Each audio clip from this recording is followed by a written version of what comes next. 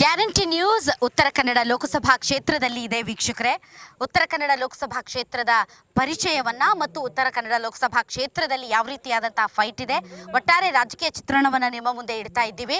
ಉತ್ತರ ಕನ್ನಡ ಲೋಕಸಭಾ ಕ್ಷೇತ್ರದ ಕಾಂಗ್ರೆಸ್ ಅಭ್ಯರ್ಥಿ ಅಂಜಲಿ ಲಿಂಬಾಳ್ಕರ್, ಡಾಕ್ಟರ್ ಅಂಜಲಿ ಲಿಂಬಾಳ್ಕರ್ ಅವರು ಚಿರಪರಿಚಿತರೇ ರಾಜ್ಯಕ್ಕೆ. ಯಾಕಂದ್ರೆ ಕಳೆದ ಬಾರಿ ಶಾಸಕಿಯಾಗಿ ಅವರು ಸಿಕ್ಕಾಪಟ್ಟೆ ಫೇಮಸ್ ಆಗಿದ್ರು. ಅಷ್ಟೇ ಅಲ್ಲ, ಈ ಬಾರಿ ಅವರು ಉತ್ತರ ಕನ್ನಡ ಲೋಕಸಭಾ ಕ್ಷೇತ್ರದಿಂದ ಕಾಂಗ್ರೆಸ್ ಗ್ಯಾರಂಟಿ ಮೂಲಕ ಕಣಕ್ಕೆ ಇಳಿದಿದ್ದಾರೆ. ಅತ್ಯಂತ ಅನುಭವಿ ರಾಜಕಾರಣಿ ಕಾಗೇರಿ ಅವರ ವಿರುದ್ಧ ಸ್ಪರ್ಧೆಗೆ ಇಳಿದಿರೋದು. ಸಿಕ್ಕಾಪಟ್ಟೆ ಟಫ್ ಫೈಟ್ ಇದೆ. ಯಾರಿಗೂ ಕೂಡ ಇದು ಕೇಕ್ ವಾಕ್ ಅಲ್ಲ, ಯಾರಿಗೂ ಕೂಡ ಈಸಿ ಟಾಸ್ಕ್ ಅಲ್ಲ. ಸಿಕ್ಕಾಪಟ್ಟೆ ಫೈಟ್ ಇದೆ. ಅಷ್ಟರ ಮಟ್ಟಿಗೆ ಅಂಜಲಿ ಲಿಂಬಾಳ್ಕರ್ ಅವರು ಫೈಟ್ ಅನ್ನ ಕೊಡ್ತಾ ಇದ್ದಾರೆ ಮತ್ತು ಇಡೀ ಕ್ಷೇತ್ರದಾದ್ಯಂತ ಸುತ್ತಾ ಇದ್ದಾರೆ, ಪ್ರಚಾರ ಕಾರ್ಯಗಳಲ್ಲಿ ಭಾಗವಹಿಸಿದ್ದಾರೆ. ಸದ್ಯ ಅವರು ಈಗ ನನಗೆ ಕದ್ರಾದಲ್ಲಿ ಸಿಕ್ಕಿದ್ದಾರೆ. ಕದ್ರಾ ನನಗೆ ಒಂದು ಸ್ವಲ್ಪ ಭಾರಿ ಹತ್ರ, ಯಾಕಂದ್ರೆ ನಮ್ಮ KPC ಕಾಲೋನಿ ಇದೆ. ಹಾಗಾಗಿ ಕದ್ರಾದಲ್ಲಿ ನನಗೆ ಅಂಜಲಿ ಲಿಂಬಾಳ್ಕರ್ ಮೇಡಮ್ ಸಿಕ್ಕಿದ್ದಾರೆ. ಬನ್ನಿ ಅವ್ರ ಜೊತೆಗೆ ಮಾತಾಡೋಣ. ಮೇಡಮ್ ನಮಸ್ತೆ. ಮೇಡಮ್, ಸಿಕ್ಕಾಪಟ್ಟೆ ಓಡಾಟ, ಒಂದು ನಿಮಿಷ ರೆಸ್ಟ್ ಇಲ್ಲ. ವಿಧಾನಸಭೆ ಈಸಿ ಇತ್ತಾ ಲೋಕಸಭೆಗಿಂತ? ಖಂಡಿತ ಒಂದು ಕ್ಷೇತ್ರ ವಿಧಾನಸಭೆ ಅಂತ ನನಗೆ ಅಷ್ಟು ಸುಲಭ ಕೂಡ ಇರಲಿಲ್ಲ. ಯಾಕೆಂದರೆ ಖಾನಾಪುರ ಕ್ಷೇತ್ರ ದೊಡ್ಡದು ಕ್ಷೇತ್ರ, ಬಟ್ ಅದಕ್ಕಿಂತ ದೊಡ್ಡದು ಇದು 14 ತಾಲೂಕೆ, 14 ತಾಲೂಕ 8 ಕ್ಷೇತ್ರ. ಸೊ ಅರೌಂಡ್ 350-400 ಕಿಲೋಮೀಟರ್ಸ್ದು ಕ್ಷೇತ್ರ ಇದೆ. ದೊಡ್ಡ ಕ್ಷೇತ್ರ ಇದೆ, ಬಿಸಿನೀರು ಜಾಸ್ತಿ ಆ್ಯಂಡ್ ಮತ್ತೆ ಟೆಂಪ್ರೇಚರ್ ವೇರಿಯೇಷನ್ಸ್ ಬೇರೆ ಬೇರೆ, ಆಚಾರ ವಿಚಾರ ಬೇರೆ ಬೇರೆ. ಕೋಸ್ಟಲ್ ಒಂದು ಕಡೆ ಇದೆ, ಮತ್ತೆ ಘಟ್ಟದ ಮೇಲೆ ಮಧ್ಯ ಇದೆ, ಸೊ ಮಧ್ಯದಲ್ಲಿ ಶಿರ್ಸಿ ಇದೆ. ಸೊ ಆ ನಿಟ್ಟಿನಲ್ಲಿ ನಡೀತಾ ಇದೆ. ಭಾಳ ಆಶ್ಚರ್ಯಕಾರಕ ಅಂದರೆ ಜನ ಭಾಳ ಹುಮ್ಮಸ್ಸಿಂದ ಸ್ವಾಗತ ಮಾಡ್ತಾ ಇದ್ದಾರೆ. ನನಗೆ ಆ ಥರ ಅನ್ಸುತ್ತಾನೆ ಇಲ್ಲ ಕಿ ನಾನು ಹೊಸೊಬ್ಬರು ಇದ್ದೀನಿ ಈ ಜಿಲ್ಲೆಗೆ ಅಂತ, ಈ ಕ್ಷೇತ್ರಕ್ಕೆ. ಯಾಕೆಂದರೆ ಖಾನಾಪುರ ಕಿತ್ತೂರು ಜನ ಭಾಳ ಕಡಿಮೆ ಕೆಳಗಡೆ ಬರ್ತಾರೆ.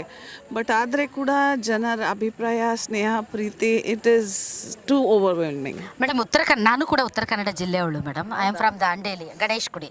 ಓಕೆ. ಸೊ ಉತ್ತರ ಕನ್ನಡ ಜಿಲ್ಲೆಯಲ್ಲಿ ಸಿಕ್ಕಾಪಟ್ಟೆ ಸಮಸ್ಯೆಗಳಿವೆ. ಆದರೆ ನಮ್ಮ ಜಿಲ್ಲೆಗಳನ್ನು ಪ್ರತಿನಿಧಿಸುವಂತಹ ಜನನಾಯಕರು ಯಾರಿದ್ದಾರೆ ಅವ್ರು ಸ್ಟ್ರಾಂಗ್ ಆಗಿ ವಾಯ್ಸ್ ರೇಸ್ ಮಾಡಲ್ಲ ಅನ್ನುವಂಥ ಒಂದು ಅಭಿಪ್ರಾಯ ಇದೆ ಮೇಡಮ್.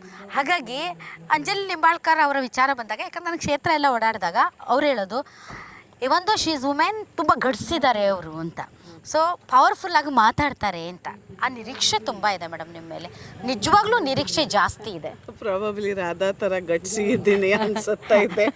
ಯಾಕೆಂದರೆ ವೆನ್ ರಾಧಾ ಸ್ಪೀಕ್ಸ್, ಅವರು ಮಾತಾಡುವಾಗ ಒಂದು ಗಟ್ಸ್ ಥರ ಖಂಡಿತವಾಗಿ ಪ್ರೊಫೆಷನಲ್ಲಿ ಹಂಗೆ ಇರಬೇಕು. ಯಾಕೆಂದರೆ ಈ ಭಾಗದ ಜನರಿಗೆ ರಾಜ್ಯ ಸರ್ಕಾರದಿಂದ ಏನು ಸೌಲಭ್ಯ ಸಿಗಬೇಕಾಗಿತ್ತು ಅದು RV ದೇಶಪಾಂಡೆ ಸಾಹೇಬರು ಇರಲಿ, ಉಸ್ತುವಾರಿ ಸಚಿವರು, ಎಲ್ಲ ಕಡೆಯಿಂದ ಸಿಗ್ತಾ ಇದೆ.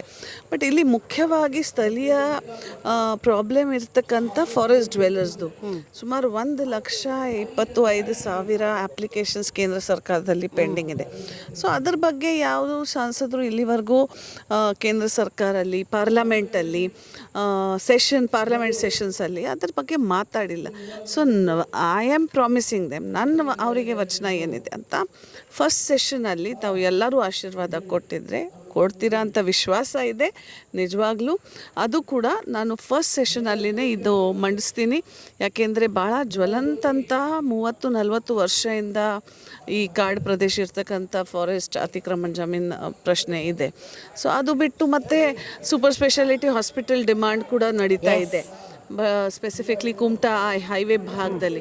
ಸೊ ಡಾಕ್ಟರ್ ಇರ್ತಕ್ಕಂಥ ಅದು ಒಂದು ಭಾಳ ಹೆಮ್ಮೆ ವಿಷಯ. ಬಿಕಾಸ್ ಖಾನಾಪುರಲ್ಲಿ ಮಾಡಿ ತೋರಿಸಿದ್ದೀನಿ ಮೇಡಮ್. ತುಂಬ ಎಕ್ಸ್ಪೆಕ್ಟೇಷನ್ ಇದೆ, ಎಸ್ಪೆಷಲಿ ಮಲ್ಟಿ ಸ್ಪೆಷಾಲಿಟಿ ಆಸ್ಪತ್ರೆ ಬಗ್ಗೆ. ಯಾಕಂದರೆ ನಾನು ಕುಮಟಾ, ಭಟ್ಕಳ ಆ ಕಡೆ ಎಲ್ಲ ಓಡಾಡಿದ್ದೀನಲ್ಲ. ಸೊ ಅವರು ಒಬ್ಬರು ಡಾಕ್ಟ್ರು ಇದ್ದಾರೆ, ಹೀಗಾಗಿ ಅವ್ರಿಗೆ ಗೊತ್ತಿದೆ ನೆಸೆಸಿಟಿ ಹೇಗಿದೆ ಅಂತ. ಸೊ ಆ ವಿಚಾರದಲ್ಲಿ ಡೆಫಿನೆಟ್ಲಿ ನಿಮ್ಮ ಕಮಿಟ್ಮೆಂಟ್ ಬೇಕೇ ಬೇಕು ಮೇಡಮ್. ಖಂಡಿತ. ಆ್ಯಸ್ ಅ ಶಾಸಕಿ ನನ್ನ ಕಾಡು ಪ್ರದೇಶ ರಿಪ್ರೆಸೆಂಟ್ ಇರ್ತಕ್ಕಂಥ MCH hospital, maternal and child health ಮಾಡಿ ತೋರಿಸಿದ್ದೀನಿ. BJP ಸರ್ಕಾರ ಇದ್ದಾಗ ಕೂಡ ನಾನು ವಿರೋಧಿ ಪಕ್ಷ ಅಲ್ಲಿ ಕೂತ್ಕೊಂಡು ಕೂಡ 60 ಬೆಡ್ದು. ಸೊ ಆ ನಿಟ್ಟಿನಲ್ಲಿ ಸೆಕೆಂಡ್ ಗುರಿ ಇದು ಕೂಡ ಇದೆ, ಒಂದು multi speciality hospital, trauma centre basically ಇವರಿಗೆ ಕೂಡ ಬೇಕು. ಯಾಕೆ ಮೊನ್ನೆ ತಾನೇ ಒಂದು ಇನ್ಸಿಡೆಂಟ್ ಆಯಿತು, ನಾನು ನೋಡಿದೆ. ಆ್ಯಂಬುಲೆನ್ಸ್ ಫೋನ್ಗೆ ರೇಂಜ್ ಇರಲ್ಲ, ಆ್ಯಂಬುಲೆನ್ಸ್ ಬರಲಿಕ್ಕೆ ಟೈಮ್, ಫಾರ್ಚುನೇಟ್ಲಿ ಹೆಡ್ ಇಂಜುರಿ ಇರಲಿಲ್ಲ. ಬಟ್ ಹೆಡ್ ಇಂಜುರಿ ಇರ್ತಕ್ಕಂಥ ಸಂದರ್ಭದಲ್ಲಿ ಗೋಲ್ಡನ್ ಆರ್ ಮಿಸ್ ಆಗಬಾರ್ದು. ಅದಕ್ಕೆ ಎಸ್, ಅದು ಒಂದು ಮಾಡಲಿಕ್ಕೆ ಫೈಟ್ ಇದೆಯಾ ಮೇಡಮ್? ಯಾರ ಜೊತೆ? ಕಾಗೇರಿ ಅವ್ರ ಜೊತೆ. ನನ್ನ ಜೊತೆ ಇದೆ ಫೈಟ್ ನಂದು. ನಾನು ಯಾರ ಜೊತೆ ಫೈಟ್ ಮಾಡಲಿಕ್ಕೆ ಹೋಗಲ್ಲ. ಯಾವಾಗಲೂ ಬೀನ್ ಅ ಡಾಕ್ಟರ್ ನನಗೆ ನಾನು ಇಂಪ್ರೂವೈಸ್ ಮಾಡಲಿಕ್ಕೆ ಪ್ರಯತ್ನ ಮಾಡ್ತೀನಿ. ಇದು ನಮ್ಮ ಮನಸ್ಸಿಂದ ಹೇಳ್ತಾ ಇದ್ದೀನಿ. ಡಿಪ್ಲೊಮ್ಯಾಟಿಕ್ ಆನ್ಸರ್ ಅಲ್ಲ, ರಾಜಕಾರಣಿ ಥರ ಡಿಪ್ಲೊಮ್ಯಾಟಿಕ್ ಆನ್ಸರ್ ಕೂಡ ಇಲ್ಲ. ಯಾಕೆಂದರೆ ನಾನೇ ಇಂಪ್ರೂವ್ ಮಾಡಿದರೆ ನಾನು ಪೇಷಂಟ್ ಬದುಕಲಿಕ್ಕೆ ಸಾಧ್ಯತೆ ಇದೆ. ನಾವು ಏನಂತ ಪೇಷಂಟ್ಗೆ ಹೊರಗಡೆ ತರಲಿಕ್ಕೆ ಸಾಧ್ಯ ಇದೆ. ಸೊ ಅಂಥ ಪರಿಸ್ಥಿತಿನಲ್ಲಿ ಈ ಉತ್ತರ ಕನ್ನಡ ಕ್ಷೇತ್ರದಲ್ಲಿ ಒಂದು ದೊಡ್ಡ ಕಾಡು ಪ್ರದೇಶ ಇರ್ತಕ್ಕಂಥ ಕ್ಷೇತ್ರ, ಕೋಸ್ಟಲ್ ಪ್ರಾಬ್ಲಮ್ಸ್ ಅದೇ. ಸೊ ಇವರಿಗೆ ಸರಿಯಾಗಿ ಟ್ರೀಟ್ಮೆಂಟ್ ಕೊಡಬೇಕಾದ್ರೆ ನನಗೆ ಇಂಪ್ರೂವೈಸ್ ಮಾಡಬೇಕಾಗಿದೆ. Definitely madam. ಏನು ಗೊತ್ತಾ ಮೇಡಮ್, ಇದು ಲೋಕಸಭೆ ಚುನಾವಣೆಯಲ್ಲಿ ಲಾಸ್ಟ್ 2 ಕ್ವಶನ್ಸ್. ಲೋಕಸಭೆ ಚುನಾವಣೆಯಲ್ಲಿ ಮೇಡಮ್ ಇಲ್ಲಿ ಸೌಂಡ್ ಆಗಬೇಕಾಗಿರೋದು ಇಲ್ಲಿ ಜನರ ಸಮಸ್ಯೆಗಳು ಮತ್ತು ಈ ಒಂದು ಲೋಕಸಭಾ ಕ್ಷೇತ್ರಕ್ಕೆ ಬೇಕಾಗಿರುವಂತಹ ಸಮಸ್ಯೆಗಳಿಗೆ ಪರಿಹಾರ ಮತ್ತು ಅಭಿವೃದ್ಧಿಯ ವಿಚಾರ. ಆದರೆ ನೀವು ನೋಡಿ ಟಿಪಿಕಲಿ ಏನು ನಡೀತಾ ಇದೆ ಅಂದರೆ, ರಾಮ ಮಂದಿರವನ್ನು ಮೋದಿಯವರು ಕಟ್ಟಿದ್ದಾರೆ, ದೇಶದಲ್ಲಿ ಮೋದಿಯವರು ಬೇಕು, ಮೋದಿಯವರು ಮತ್ತೆ ಪ್ರಧಾನಿ ಆಗಬೇಕು, ಮೋದಿಯವ್ರ ಮುಖ ನೋಡ್ಕೊಂಡು ನಮ್ಗೆ ಓಟ್ ಹಾಕಿ. ಸೊ ಒನ್ಸ್ ಅಗೇನ್ ಮೋದಿಯವರ factor, once again Hindutva, once again Ram Mandir. So typically ಸಾಂಪ್ರದಾಯಿಕವಾಗಿ BJP ಏನನ್ನ ಇಟ್ಕೊಂಡು ಮತ ಕೇಳ್ತಾ ಇತ್ತೋ, ಈ ಬಾರಿಯೂ ಕೂಡ ಅದನ್ನೇ ಇಟ್ಕೊಂಡು ಮತ ಕೇಳ್ತಾ ಇದೆ. ರಾಮ ಮಂದಿರ ಕಟ್ಟಿರುವಂತಹ ಆ ಒಂದು ಋಣ ತೀರಿಸ್ಬೇಕು ಅಂದರೆ ರಾಮನ್ ನೋಡಿ ನೀವು ಮೋದಿಗೆ ಓಟ್ ಹಾಕಿ. ಅಭ್ಯರ್ಥಿ ಇಲ್ಲಿಲ್ಲ, ಅಭ್ಯರ್ಥಿ ಮುಖ ಇಲ್ಲ, ರಾಮ ಮಂದಿರ, ನರೇಂದ್ರ ಮೋದಿ ಅಂತ ಎಲ್ಲ ಅಭ್ಯರ್ಥಿಗೆ, BJP ಅಭ್ಯರ್ಥಿಗೆ ನಾನು ಹೇಳಲಿಕ್ಕೆ ಬಯಸ್ತೀನಿ. ನಾನು ವೇದಾಸ್ ಪುರಾಣಾಸ್ ಜಾಸ್ತಿ ಓದಿಲ್ಲ, ಆದರೆ ಕೂಡ ನನ್ನ ತಾಯಿ ತಂದೆ ಏನು ಕಲ್ದಿದ್ದಾರೆ ಆ ರಾಮನ ಚಿತ್ರನೇ. ರಾಮನ ಜೊತೆ ಸೀತಾ, ಹನುಮಾನ, ಲಕ್ಷ್ಮಣ 4 ಜನ ಇದ್ದದ್ದು. ಈ ರಾಮ ಮಂದಿರ ಬಗ್ಗೆ ಯಾರು ತಿರ್ಚಿ ಮಿರ್ಚಿ ಇತಿಹಾಸ ಮಾಡಿ ರಾಮ್ ತೋರಿಸ್ತಾ ಇದ್ದಾರೆ ಅಂಥ BJP ರಾಮ ನಮಗೆ ಬೇಕಾಗಿಲ್ಲ. ನಾವು ಸಾಕಷ್ಟು ರಾಮ ಮಂದಿರ ಕಟ್ಟಿದ್ದೀವಿ, ರಾಮ ಪೂಜೆ ನಾವು ಕೂಡ ಮಾಡ್ತೀವಿ, ಹಿಂದೂ ಧರ್ಮ ಪಾಲನೆ ಭಾಳ ಹೆಮ್ಮೆಯಿಂದ ನಾನು ಕೂಡ ಮಾಡ್ತೀನಿ.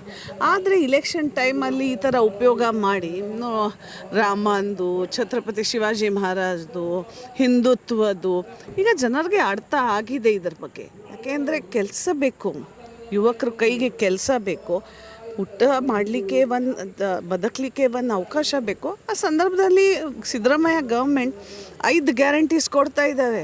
ಸೊ ಅವ್ರಿಗೆ ಮುಟ್ಟಿಸ್ತಕ್ಕಂಥ ಸಂದರ್ಭ ಅವರು ಕೂಡ ಅನುಭವ ಆಗಿದೆ ಈ ಜನರಿಗೆ. ಸೊ ಈ ಬಾರಿ ಆ ಥರ ಎಲ್ಲ ಫ್ಯಾಕ್ಟರ್ಸ್ ವರ್ಕ್ ಆಗಲ್ಲ. ಮುಖ್ಯವಾಗಿ ಮೋದಿ ಸಾಹೇಬರು ಮೊನ್ನೆ ಸಿರ್ಸಿ ಬಂದಾಗ ಸಂದರ್ಭದಲ್ಲಿ ಪಾಪ ಇವರು ದೇವರು ಎಲ್ಲ ಉಪಯೋಗ ಮಾಡಿ ಹಿಂದುತ್ವ ಬಗ್ಗೆ ಹೇಳ್ತಾರೆ. ಒಂದು ಸಜೆಷನ್ ಎಲ್ಲ BJP ಲೀಡರ್ಸ್ಗೆ ಮತ್ತು ಸ್ಪೆಸಿಫಿಕ್ಲಿ ಕಾಗೇರಿ ಸರ್ಗೆ ಕೊಡಲಿಕ್ಕೆ ಬಯಸ್ತೀನಿ. ದಯವಿಟ್ಟು ನಿಮ್ಮ ಲೀಡರ್ಸ್ಗೆ ಸರಿಯಾಗಿ ಪ್ರೊನೌನ್ಸೇಷನ್ ಮಾಡಲಿಕ್ಕೆ ಅಟ್ಲೀಸ್ಟ್ ಹೇಳಿ. ನಮ್ಮ ಮಾರಿಕಂಬ ದೇವಿದು ಅವರು ಭಾಳ ದೊಡ್ಡ ಅವಮಾನ ಮಾಡಿದ್ದಾರೆ. ಸರಿಯಾಗಿ ಮಾರಿಕಂಬ ಹೇಳಲಿಕ್ಕೆ ಕೂಡ, ದೇವಿ ಹೆಸರು ಹೇಳಲಿಕ್ಕೆ ಕೂಡ ಅವರಿಗೆ ಆಗಲ್ಲ. ಬರೀ ರಾಜಕಾರಣ ಮಾಡೋದು ಬಿಟ್ಟು ದೇವ್ರ ಹೆಸರು ತಗೊಂಡು ರಾಜಕಾರಣ ಮಾಡೋದು ಬಿಟ್ಟಿದ್ರೆ, ಮನದಿಂದ ಹೃದಯದಿಂದ ದೇವರು ಪೂಜೆ ಮಾಡ್ತಕ್ಕಂಥ ಸಂದರ್ಭದಲ್ಲಿ ದೇವ್ರ ಹೆಸರು ಯಾವಾಗಲೂ ತಪ್ಪಿಸಲ್ಲ.